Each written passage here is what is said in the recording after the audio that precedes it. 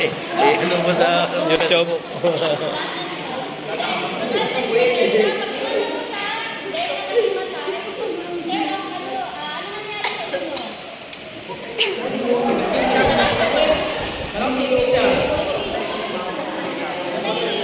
Hindi, matay nga eh. Paano siya makapagsalita? Putla yung ano niya, yung mukha niya. Putla yung mukha niya. Tapos, Opo, naka-face mask. kasi Then, meron to. titingin po ako sa tiyan, then magpupulsok ako dito na sa kanya. Check niyo po yung dito niyo. Check niyo po.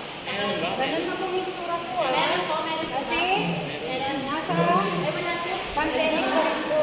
Wala, baka iba wala. Kaya dito po ako. Ganito po. Yung iba wala. Then, kaya na po, yun po yung ginagamit sa ngayon. Dalawa yan. Hindi na po kami yung wala po nag-pandemic talaga, hindi na po namin ginagamit. Kaya lang sa pagtuturo po namin, nakakabay namin mga araw. Kaya din po namin yung approach. Head niya is nakasupport dito banda sa elbow niya. Para make it sure din na tama yung gagawin niya. Maglalagay siya ng 2 fingers para magbigay ng ano tawag, ano binibigay niya? Compression.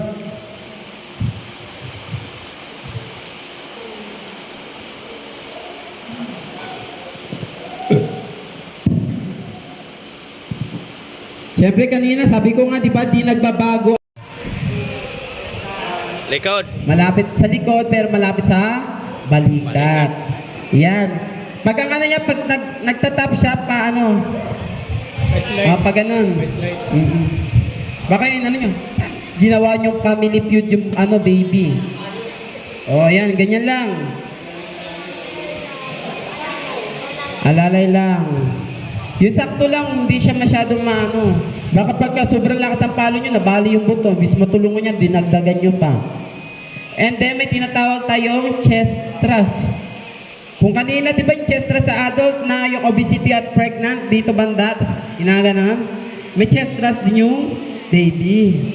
Ayan, proper position. Parang kailangan din ka CPR. Pero pa letter J din. Pa letter J. Para yung ano, hangin na magmumula dun sa lungs, pag pinamtang ganon, ilalabas lang niya.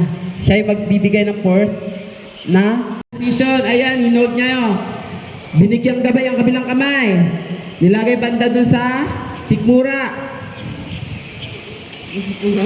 Nagagawa sa sikmura. And then, ayan. Ganun yung kamay nyo, ganyan yung kamay nyo. Position nyo dito sa ano, dito banda sa pusod. And then, ikot nyo lang ng ganyan pataas. Ayan na, proper position na, tama. Eh, paano kung malaki tiyan? Malalaman nyo yan mamaya. Siyempre, ilan muna yung ano natin. Pag nandyan na, ang bibigay natin is 5 abdominal. Straight, diretso ang kamay. Ang elbow slack, pag sinabing elbow slack, eh wala namang padlock yung ano ko, siko. Pag sinabing elbow slack, iwasan nating mag-bend yung elbows natin. Make it sure, kasi pag nagbe-bend po yan, ibig sabihin hindi tamang compression yung nabibigay nyo or pagpapump sa pasyenteng hawak nyo. And then, syempre, meron tayong depth, recall, rate, and counting. Anong pinagkaiba naman ng depth? Ha? And then yung chest recall naman, pag nag-pump kayo, kailangan umaangat pa rin siya. Ayan, nakita nyo?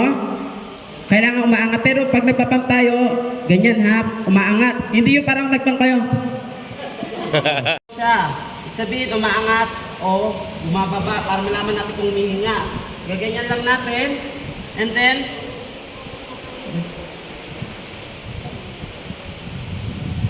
then circulation. Pag sinabing circulation, ano natin carotid pulse dito malapit sa neck. Kakapay lang natin siya and then count tayo ng 10 seconds. Pag nabilang nyo ng 10 seconds tapos wala pa rin siya, doon natin malalaman yung next slide.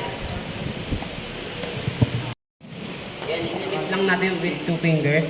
And then make it sure din natin, pag titignan natin yung airway, ito dapat yung lungs na nakaupo doon. Pag nakaganto ba nakakahinga tayo na maigi? Okay, kaya kailangan natin ibigay ng daloy hanginan. Tapos, ayan yung airway. Airway po ka lang po ito. Tapos,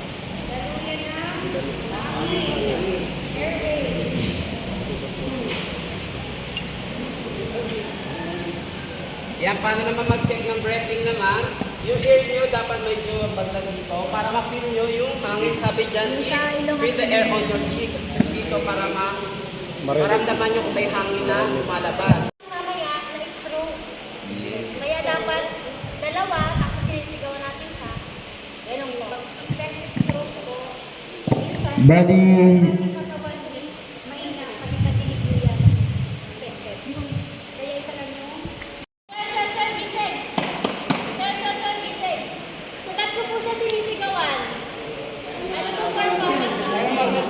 Para siya ay nagsising. Magkaroon ng ulirat. Bakit po? para malaman kung response sufficient. Yes. Tapos, ano pa po? Very good. Kung po ay mamumula, parelax niyo po pasandal, ganyan ang upo.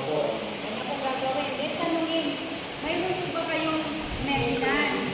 Pag sinabi niyang mayroon, uminom na po ba kayo tayo ng maintenance nyo? Sasagutin niyo, bakit po kayo uminom? Saan po kayo nang galing? At saan po kayo uuwi? Then pag nagsalita, sige, hintayin niyo lang po hanggang sa humupa yung kanyang ano. Hindi naman po yan mananatiling gano'n ang itsura niya. Papagpahingayin ko lang po. Either napagod yan, naglakad. Kaya pag papahingayin natin siya, ganyan ang itsura ng pasyente na ulang-kulay yung mukha. Then kung hindi pa po kayo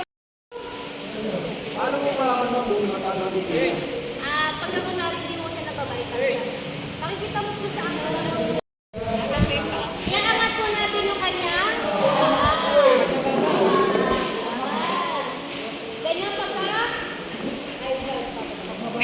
Pag namaksak, joke lang pala yun. Ang mataas pa tayo. Mataas ang BP na. mataas ang BP, namumula. Namumula. Tataas. si makita niyo yung daliri niya. Ayan, pinatong niya sa dalawang daliri niya sa gitna para siya nag-spider. And then, ayan. Ang silbi na itong tab natin, siya yung magiging kalang. O kalso, kung sa kotse pa para di tuloy-tuloy. Baka pagka ganyan, gumanong yung kamay nyo. Para make it sure na straight lang yung fingers nyo sa gitna. Ayan, tingnan mo, magpapam siya, ganyan. Iba yung daliri ko. Iba. Bakit ginagamit si two thumbs? Bakit may two fingers technique? Pero syempre bilang isang responder o kaya community responder, gamitin lang po natin ang two fingers technique. Alam bakit? Kasi si two thumbs kadalasan ginagamit yan ni hospital, yung mga medical. Pero kung kaya nyo namang why not? Try nyo. Pero mas maganda pa rin ang two fingers technique. Sa kabila, iwasan yung mga extension, baka mag-10-30 kayo di route nyo. Ayan, bagay na. Ayan, sa kabila, sigurado, mabagal. And then yung depth, make sure yung depth natin. Tama.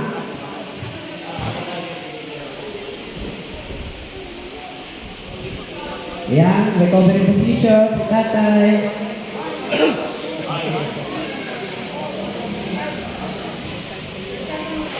Elbow slash, straight arm. Okay, next na. kaya tayo, Ay, payag ka tayo, ganun ka sa CPR. Nagdarara.